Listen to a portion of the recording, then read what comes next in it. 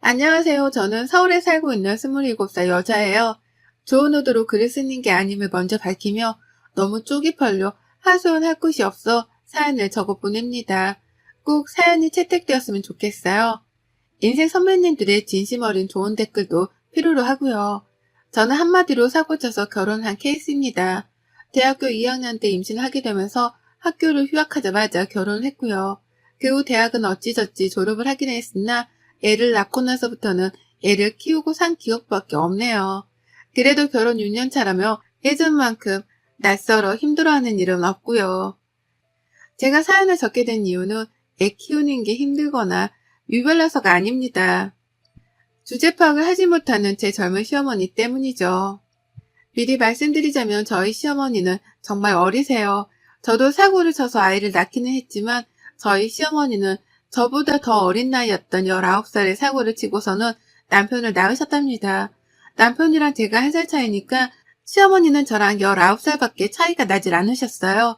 그러니까 아직 반백살도 살지 않으신 젊은 어머님이셨답니다. 제가 임신을 했었을 적에 어머님은 본인도 아이를 일찍 낳았는데 아무런 문제가 없이 잘만 키우고 살았다며 적극적으로 저를 위로해 주셨어요. 지금 당장에 앞이 막막하고 큰일이 난 것처럼 느껴질 테지만 아이를 낳고 살아가다 보면 이게 얼마나 별일이 아니었는지를 알게 될 거라며 좋은 덕담도 많이 해주셨고요. 당장에 저희 부모님으로부터 원망과 미움을 사고 있었던 저는 위로해 주시는 어머님이 정말 신적으로 느껴졌었답니다. 꼭 성모 마리아를 보는 듯이 시어머니를 바라볼 때면 어머님 등 뒤에서 빛이라도 나는 듯 했어요. 그 정도로 저는 어머님이 좋았었답니다. 그래서 결혼을 하고 처음 2년 정도는 시댁에서 지낼 요랑으로 시댁에서 합교살이를 시작했었는데요. 너무 가까이 그리고 매일같이 서로 얼굴을 보며 살아서였을까요? 저는 슬슬 시어머니에 대한 실망이 커져갔고 그도 모자라 부끄럽기까지 하며 뭔가 수모를 견뎌내야 했답니다. 수모 따위를 안 겪고 살려고 해도 어머님이 자꾸 일거리를 만들어내시는 바람에 제가 민망스러울 수밖에 없는 상황들이 연속해서 일어나곤 했어요. 예를 들면 같이 사는 내내 장이라도 보러 갈 때면 어머님이랑 제가 꼭 같이 집을 나섰거든요. 식구가 늘어났기에 어머님 혼자 나갔다가 장바구니를 들고 오는 게 무리여서 제가 선뜻 도와드리고자 함께 나선 것이었습니다. 그런데 정말 전 태어나서 이렇게 목소리가 큰 사람을 처음 봤어요. 목소리뿐이게요. 뭐든 자기 주장이 맞다며 큰 소리로 떵떵거리며 우겨대는데 이렇게 고집이 센 사람은 정말 살다 살다 처음이었습니다. 시장에서 사장님이 물건에 대해서 설명을 하면 어머님은 늘 의심이 가득한 표정으로 쳐다보면서 아닐 텐데, 아닌데, 그렇게 안 보이는데 라는 대답으로 싸움을 거셨어요. 본인이 시장 사장님보다 물건에 대해서 아는 게 더 많다고 생각을 하신 거죠. 그러면 사장님은 국내산을 국내산이라고 해도 뭐라 하고 국외산을 국외산이라 해도 뭐라 한다며 저희 시어머니랑 격양된 채로 말씀을 나누셨고 그 끝은 늘 싸움이었습니다. 한마디로 시장 바닥에서의 싸움이었죠. 시비는 누가 봐도 저희 시어머님이 먼저 거신 것이었고요. 매번 장을 보러 가는 매주 혹은 격주마다 이런 일이 생겼습니다. 그쯤 되면 시장 입구에서조차 서 있는 게 쪽이 팔려서 안 갈 법도 한데 저희 어머님은 창피한 것 하나 없다며 아주 당당하게 시장으로 직진을 하셨어요. 오늘은 좀 다른 곳으로 장을 보러 가실 법도 한데 바로 저번 주에 말싸움을 한 시장 아주머니가 계신 곳으로 또 장을 보겠다며 직진을 해서 가시더라고요. 그 덕에 온 시장 사장님들은 저희 어머님을 무슨 원수 보듯이 쳐다를 보셨고 괜히 옆에 서 있던 저도 같이 흘기는 것도 같은데 장보러 나서는 길이 그보다 끔찍할 수는 없었답니다. 언제까지 이러고 살 수 없다 싶은 마음에 몇 달 이 짓을 겪다가 그 후엔 저 혼자 장을 보러 나가기 시작했어요. 아예 어머님께 말도 없이 나가서 한 주 동안 먹을 장을 혼자서 사올 때도 있었고요. 그렇게 나름 저만의 노하우를 쌓아가면서 진상을 부리려는 어머님을 제 선에서 차단해 가는 법을 터득했습니다. 하지만 그걸로 끝이었음 제가 분가를 하지도 않았을 거예요. 그 밖에 동네 이웃들한테도 별소리가 아닌데 층간소음이라며 집에서 쓰는 빗자루를 들고 쳐올라가질 않나. 집 근처에 산책로가 있는데 담배도 안 피우면서 어디서 가래가 그렇게 나와서는 계속 퇴퇴하고 뱉어버리시질 않나. 집 앞에 버려야 하는 쓰레기 봉지를 다른 빌라존에 버렸다가 카메라에 걸려서 경찰이 출동하질 않나 그 밖에 뒷목 잡게 만드는 진상짓을 너무 많이 부리셔서 동네 관할 경찰관들 중에서는 저희 어머님을 모르는 분이 없었답니다. 저랑 저희 남편 그리고 시아버지는 무슨 잘못을 저지른 것도 아닌데 오고 가는 사람들한테마다 고개를 숙여 사과를 하는 게 버릇이 되다시피 했고요. 참 별별 꼴을 다 보고 나서야 제가 학을 떼듯이 분가를 하겠다고 선포를 했고 남편도 아이한테 나쁜 영향을 줄까 겁이 난다며 바로 동의를 하곤 집을 나왔어요. 그렇게 따로 나와서 산 지가 올해로 4년 차입니다. 용케도 버티는 2년이었고 그 시간 때문에 저는 시어머니에 대한 저의 선입견을 아직 다 고쳐내지 못한 중이었어요. 겨우 거리를 두고 사는 중이었고 집이 멀던 이유로 어머님은 저희가 먼저 찾아뵙지 않는 이상 제 발로 만나려고 하지는 않으셨어요. 다만 평소에도 아이 사진 좀 보여달라는 연락을 자주 해오셔서 대면대면함에도 불구하고 카톡 연락을 꾸준하게 하며 지내고 있었습니다. 유치원 입구 앞에서 친구들과 밥 먹는 모습으로 혹은 앞에서 걸어가고 있는 뒷모습 등등 구체적인 모습을 하고 있는 사진을 원하시는 바람에 저는 늘 시어머니의 입맛에 따라 사진을 찍는 게 버릇이 되다시피 했어요. 하여간 까다롭기로는 정말 1인자셨고 남이 불편해하거나 기분 나빠할 것이라는 배려 따위는 전혀 해주지를 못하셨습니다. 그러니 가장 가까이에 있는 사람 중 하나인 제가 피해를 가장 많이 보는 피해자가 되곤 했죠. 지금껏 결혼해서 살며 시어머니에 대한 얘기를 늘어놓자면 정말 한 트럭인데요. 불과 지난 5월 시어머니가 차를 뽑게 되면서 전보다 더한 진상살이가 시작되었답니다. 어머님께서는 기존에 조그마한 자가용을 가지고 계셨으나 사고를 내신 이후로 시아버지가 다시는 운전하지 말라며 그걸 폐차시켜 버리셨어요. 먼저 들이받고는 잘못이 없다며 베째라를 시전하다가 온 가족들이 출동해서는 블랙버스를 보고서 상대편 차량 주인분께 열심히 사과를 했었더랬죠. 그때 기억으로는 시어머니 또래 운전자분만 보면 횡단보도를 건너다가도 못 건널 것 같고 마트에서 마주쳐도 흠칫거리곤 합니다. 저희 어머님 생각이 나서 말이죠. 오죽했음 시아버지께서도 차를 폐차시키셨을까 싶은 마음이 들며 충분히 이해가 갔고 그 이후 암묵적으로 시어머니께서는 다신 운전을 하지 못하시는 줄 알았는데요. 글쎄 시어머니가 온 가족들에게 비밀로 하고는 차를 뽑아오신 거예요. 중고차를 어디서 구매하셔서 말입니다. 친한 지인분 아들이 초보운전용으로 타고 다니던 차를 판다고 해서 그걸 덜컥 사셨다는 거예요. 결국 그 바람에 어머님은 다시 차를 몰게 되셨고 저는 어머님의 조수석에 앉아 시어머니를 감시하는 역할을 맡게 되었답니다. 시아버지랑 남편이 부탁을 하셨거든요. 평일 대낮에 집에 있는 사람이라고는 저 하나뿐이니 저라도 어머님이 운전을 하실 때 옆에 꼭 붙어서 엄한 사람이 다치거나 욕먹지 않게 해달라고 말입니다. 운전을 어떻게 하는 건지 잔소리를 팍팍 해가면서라도 시어머니 버릇을 좀 고쳐놓으라고 말이죠. 저라고 별 수 있겠나요? 이미 진상 부리는 행동이 몸에 배어버린 사람인데 제가 옆에서 잔소리를 한다고 해서 뭐가 나아질 분은 결코 아니셨습니다. 다만 제가 그렇게라도 옆에서 눈치를 주면 어머님이 최소한 눈치를 보는 척은 하실 줄 알았네요. 이미 교통사고를 한 번 내신 분이니까 운전을 하면서 전보다는 더욱 조심하실 거라고도 예상을 했고요. 하지만 이런 당연한 저의 예상은 완벽하게 빗나가 버리고야 말았습니다. 사고를 내본 사람이라면 더더욱 주변 차량의 존재에 신경을 쓰고 사소한 것도 조심스러워하면서 할 텐데요. 저희 어머님은 정말 예상을 빗나가셨죠. 인도 앞에 서 있으면서 멀쩡히 인도를 지나가는 사람한테 빨리 지나가라고 클락션을 울렸던 날엔 저 진짜 조수석에서 쥐구멍이라도 숨고 싶었어요. 지나가는 행인이 여학생이니 망정이었지 어디 깡패라도 지나갔다가 그 꼴을 당했으면 가만히 있었을까요? 그런 생각을 하니 진짜 조수석도 앉아있을 곳이 못 되었습니다. 하지만 이게 끝이 아니었어요. 사고를 냈었으니까 내가 이제 절대로 과속은 안 할 거야.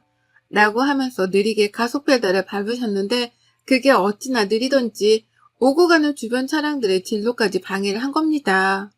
그래서 제가 조금 빨리 가거나 아니면 아예 빠져서 비켜주라고 말씀도 드려봤지만 어머님은 이렇게 대답을 하셨죠. 지들이 알아서 가겠지. 라고요. 뭘 말씀드려도 자기 알 바가 아니라고 귀를 닫으셨습니다.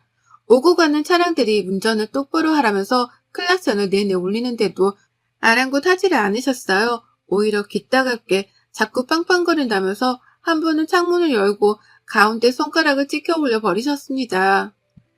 아, 그때 그 순간은 정말 제 인생 최악의 날이었습니다. 온 차들이 저희를 지켜보는데 작은 차 안에 운전자가 당당하게 가운데 손가락을 찍혀 올리니 저 멀리 있던 차량의 아저씨까지 창문을 열고는 소리를 지르셨어요. 운전 똑바로 하라고 말이죠. 흔히들 들어봤죠? 아줌마가 집에서 밥이나 차릴 것이지 왜 나와서 운전을 하냐는 말입니다. 전 이런 얘기가 90년대나 일어나는 말인 줄 알았는데요.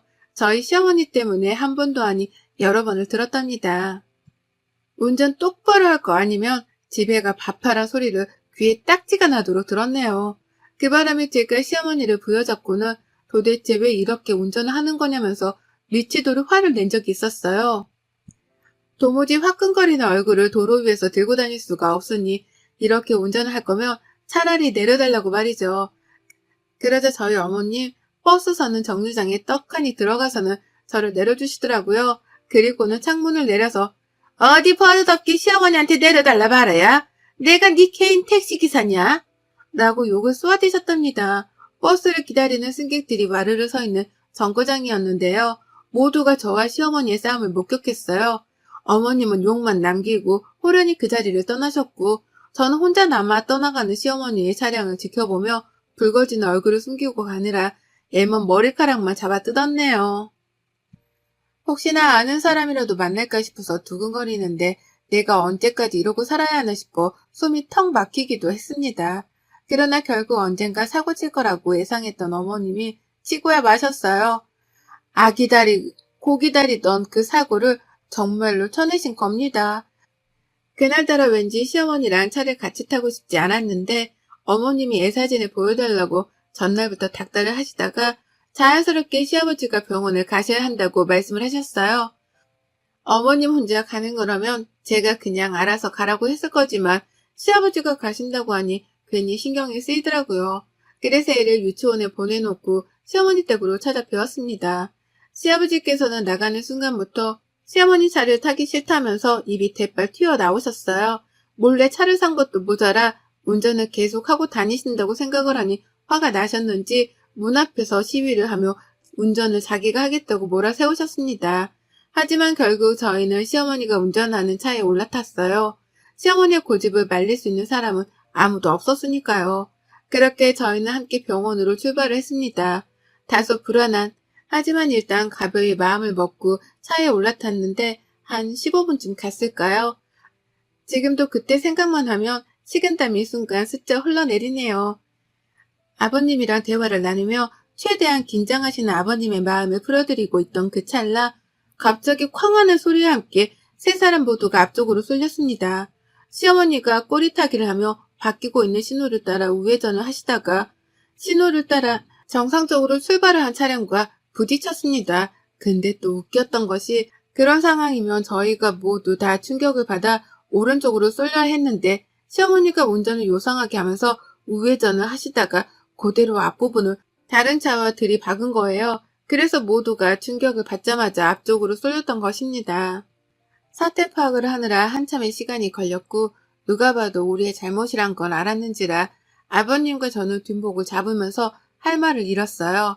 둘 다 결국 또 터졌구나 하는 마음으로 허망하게 시어머니를 노려보며 서로를 챙겼습니다. 근데 시어머니는 이번에도 당당하더라고요. 정말 쪽팔림이라고는 하나도 느끼지 못하는 건지 상대편 차량에서 운전을 어떻게 하냐며 막 나와서 보험을 부르며 어머님을 부르시는데 어머님은 누가 뭐 잘못을 했는데 차가 앞에서 오고 있으면 비켜줄 생각을 해야지 그걸 그대로 갖다 들이받고 말이야. 당신 깡패야? 이게 깡패가 아니면 뭐야? 라고 하며 막받아 치셨답니다. 그리고는 한참이나 걸려 사고 운전자와 말싸움을 하느라고 쉬지도 않고 소리를 질러대셨어요. 보험차고 뭐고 이미 중재를 시킬 만한 사람이 모였음에도 불구하고 잘못을 인정하지 않는 시어머니 때문에 사건 해결은 어려웠고 그 타이밍에 저와 시아버지가 나섰죠. 어머님 좀 그만하세요. 라고 하며 저 멀리서부터 뒷목을 잡은 채로 소리를 지르며 다가갔습니다. 어머님은 얘가 왜 이러냐는 표정으로 저를 바라보며 넌 가만히 있어. 잘 알지도 못하는 게. 라고 입을 닫게 하셨죠. 하지만 저는 거기서 멈추지 않았습니다. 쪽팔려 죽겠네 정말. 어머님이 먼저 갖다 들이받고서 뭘 잘했다고 큰 소리예요. 잘못을 했으면 잘못했다고 사과를 먼저 하셔야지. 뭘 잘했다고 자꾸 쫑알쫑알. 여기 있는 사람들이 다 놀고 먹는 배수인 줄 아세요? 다들 바빠 죽겠는데 얼른 사과드리고 보험 처리하세요. 제발 좀 그 입 좀 다무시라고요. 라고 주절주절 맞는 말만 골라서 했어요. 그러자 상대편 운전자뿐만 아니라 뒤늦게 온 경찰까지 다행이다 싶은지 네 어머님 진정하시고요. 라며 시어머니를 더 타일러보고자 했죠. 이제야 해결이 되나 보다 싶어 말이죠. 하지만 어머님은 거기서 그치지 않은 채 오히려 며느리가 자신의 편을 들지 않는 것에 화가 나서는 그 분풀이를 상대방 운전자한테 하셨습니다. 살짝 욕이 올라왔다가 결국 튀어나와 뱉어졌고 그 바람에 빡쳐버린 상대 운전자분이 결국 용서는 없다며 서로 고성방가를 오가며 피 떠지게 말싸움을 했습니다. 그리고 전 그 상황에서 시아버지고 뭐고 아무것도 보이질 않았고요. 그저 죄 없는 사람이 피해만 보지 않았으면 하는 마음에서 경찰분께 이실직고를 했답니다. 시어머니가 100% 잘못을 한 거고 내가 뒤에서 다 목격을 했다고 언제든 증인이 필요하면 불러달라고 전화번호까지 남겼어요. 그리고는 그 상황을 얼른 벗어나야겠다며 오만 사람들이 지나가며 쳐다보고 있던 사고 현장을 혼자서 벗어났습니다. 정말 지옥과도 같은 시간이었네요. 시어머니는 제가 한참 멀리 떨어져 가고 나서야 며느라, 야 너 어디 가? 놔두고 어디 가냐니까? 라며 불러대셨어요. 중간중간에 씨라는 단어를 몇 번 첨가해 가면서 열불 난다는 티를 팍팍 내기도 하셨죠. 하지만 저는 끝까지 시어머니를 모른 척 했고 그 길로 집을 향해 달려오고 난 후에야 숨을 돌릴 수 있었습니다. 내가 다시 시어머니의 차량에 올라타면 사람이 아니라는 생각으로 시어머니 번호까지 단박에 차단을 해버렸어요. 남편한테도 바로 사실을 털어놓으면서 어머님이 또 길 한복판에서 멀쩡한 사람을 쳐놓고서 발뺌하는 대형 사고를 쳤으니 그런 줄 알라 경고도 남겨놨고요.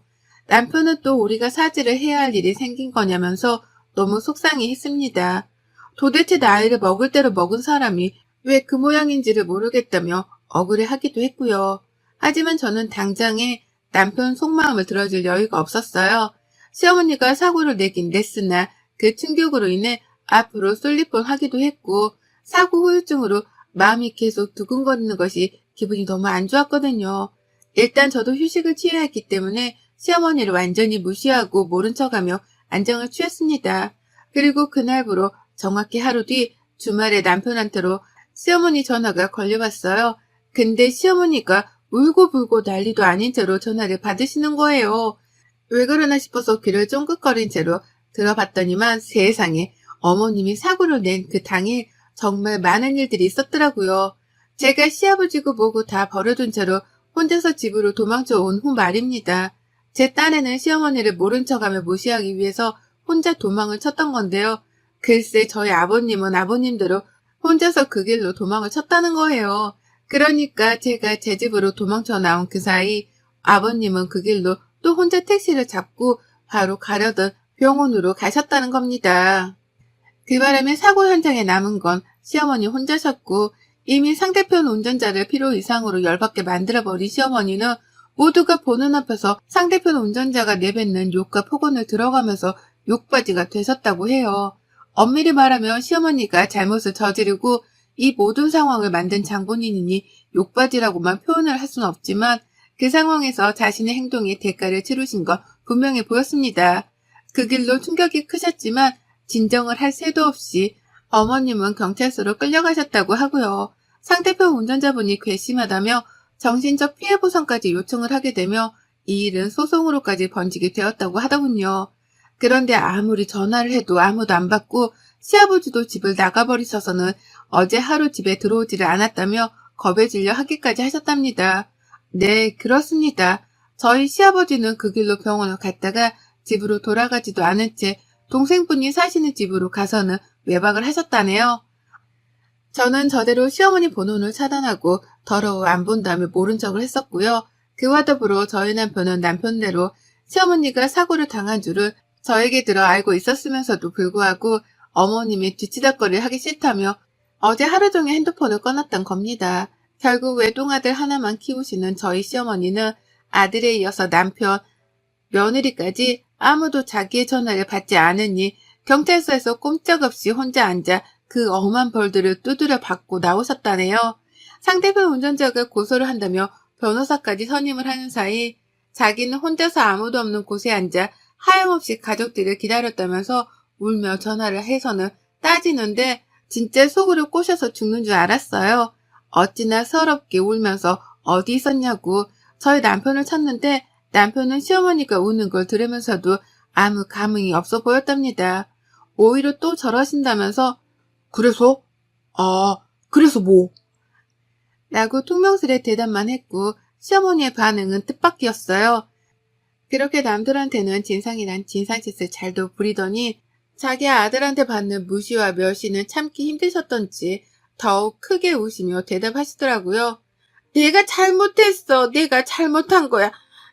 다시는 안 그럴 거야. 라는 말과 함께 목이 빠져라 울고불고 난리도 아니셨어요.